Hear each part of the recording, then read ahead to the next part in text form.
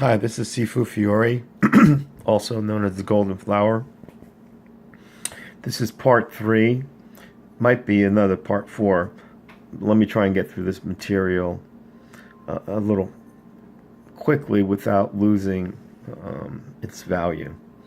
I hadn't finished about Sword, Alaska, and the Secretary of State Sword.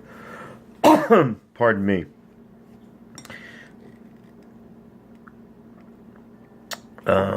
One of the last points that Sword and the Senate voted on, and it's in this book that I highly recommend, was a Senate vote because the rebels that had lost the war had actually violated the Constitution, and by federal law, each and every one of them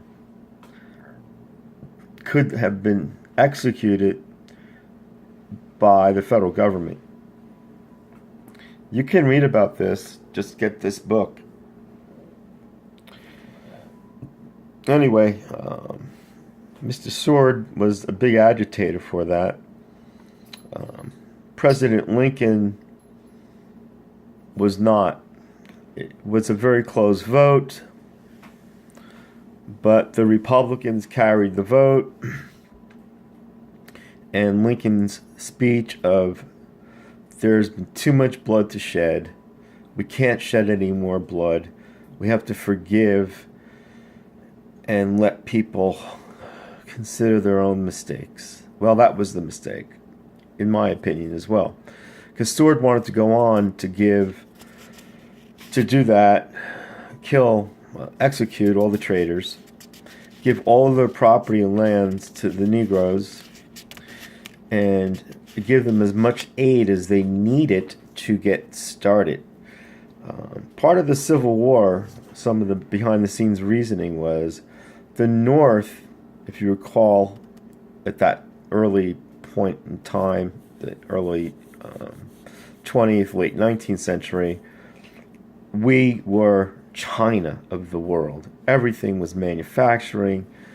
Cars were getting going. They needed a workforce of cheap labor. Henry Ford was a genius by offering black people the same wage as anybody else. $5 an hour. Way back then was a lot of money. Okay, I'm going to continue on.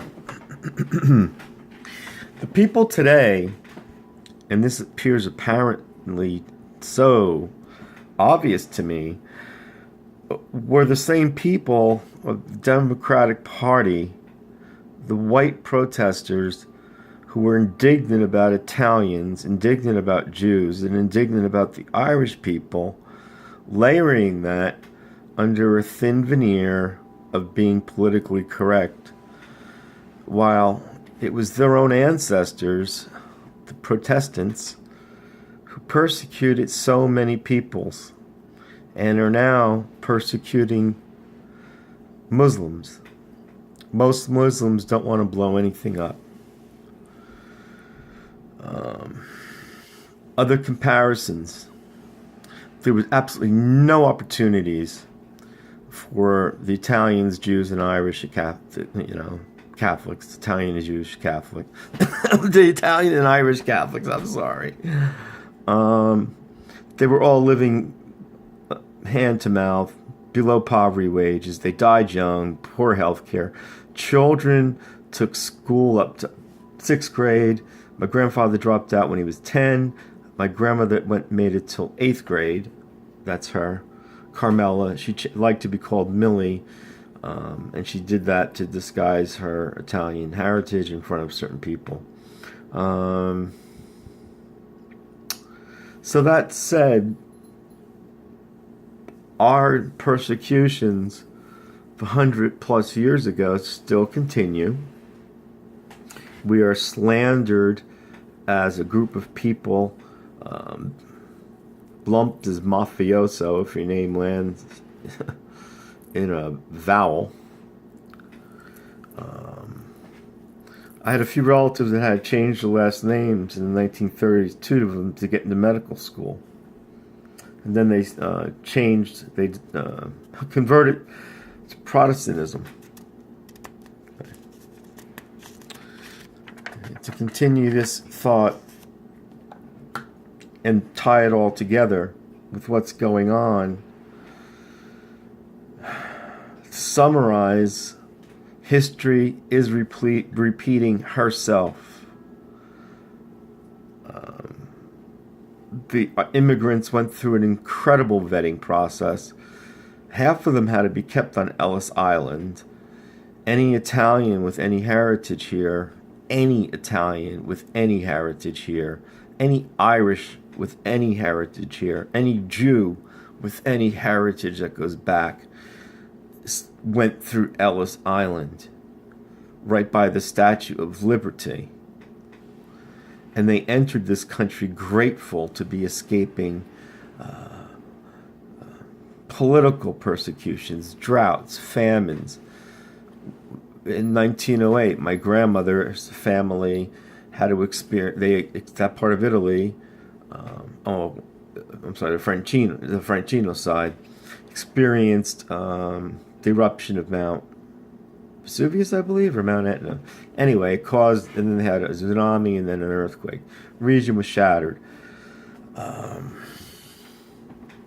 But once they got here, the streets weren't paved with gold. They were paved with bigotry, on acceptance. I could go on and talk about the Jewish people and the Irish people, as I have read many books about them. But in some cases, their treatment was even worse than they treated Italians. Italians were not considered to be white people. And some people in high places agree with that even till this day. Does any of this sound familiar? How is it that history keeps repeating itself? How is it that nobody reads? The education system is so bad that children don't even know who was president during World War II. Go ahead, ask. Ask them about the American Civil War. Ask them who was president then. Ask them who the first president was. Meanwhile, let's not judge everybody, because we truly don't want to be judged. The judge of the creator of our souls, God. I believe Jesus Christ is God incarnate in the flesh. I believe in the Holy Spirit, the great comforter that he sent to us. And I believe in the Word, Jesus Christ. The Word created everything with the Word, right up and including each blade of grass that we walk upon. I pray for all of mankind. I pray for ourselves. I pray that we regain our sanity. If we don't, there are terrible punishments. I'm not affiliated with anything other than the truth. And this is just this is what I meant by at the beginning when I said everything is so self-apparent. Please don't be blinded by the false opinions of a media that is owned by rich, wealthy white men who own the world, literally, and use every politician on earth as their meat puppets. With that said, soberly, I say to you, truly and sincerely, I love each one of you, and God bless each one of you. May God have mercy on our souls, and may God save America.